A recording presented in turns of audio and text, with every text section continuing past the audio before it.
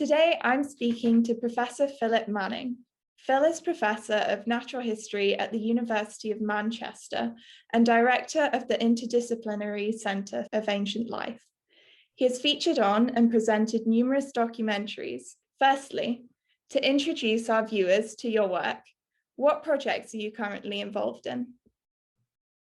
Hello, pleasure to meet you. And yes, gosh, to tell you what projects I'm currently involved with, that's could be a very long answer, so I'll try and keep it short.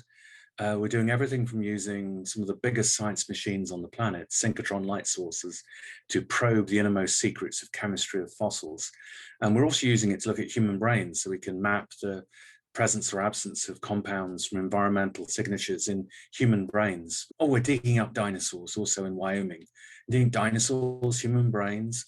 That's why we've got an interdisciplinary research center. And so basically we are keen to work on all facets of the natural world. As we're currently in the midst of Earth's sixth mass extinction event, how much of a part do you think we as humans have played in this? That's a very good question, because of course there's been 5 big mass extinctions in the fossil record. The last, number 5, was the one that took out the dinosaurs some 65 million years ago.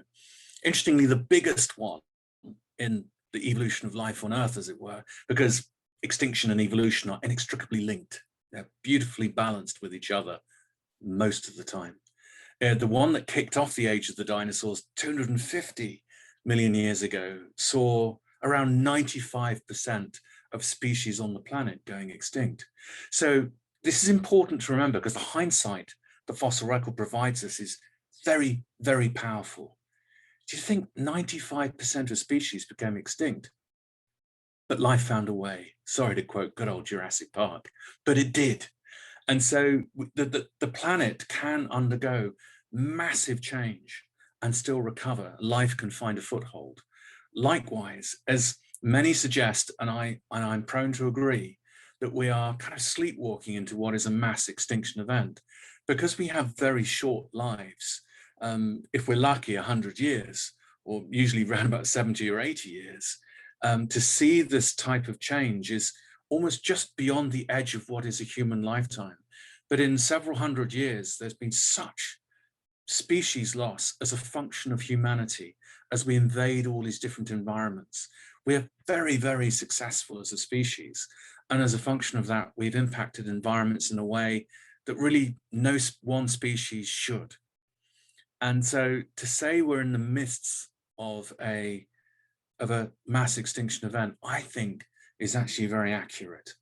But the one thing that really worries me is that it seems that we're totally unaware of it. And there's only a few voices saying, hang on, biodiversity matters. And we're just part of this complex tapestry of life on Earth. And if we start tearing up that tapestry, we're going to be left in a real mess. So yes, I think the 6th mass extinction is real. I think we're in the midst of it. And I really do think we should be doing things to help mitigate for what could be a disastrous impact on life on Earth. What, in your opinion, do you think would be the best way to combat this? I think one of the biggest things that we have to accept with the whole climate debate, let alone for biodiversity loss and extinctions, is the lack of education and communication. If someone fundamentally does not understand there's a problem, there isn't a problem. I'm just going to go with my final question about hope for the future and what you see in it. What does World Environment Day signify to you? World Environment Day is my hope of a celebration globally, that people see that the environment in which we live is pivotal to our existence. And it is something we should embrace, love, nurture, and care for. World Environment Day is something which we should make every day World Environment Day. And I just wish, my wish for the future is that people begin to, as we have during the pandemic, interface more with the natural world and realize its importance for our own species, as well as its impact when we change it on other species.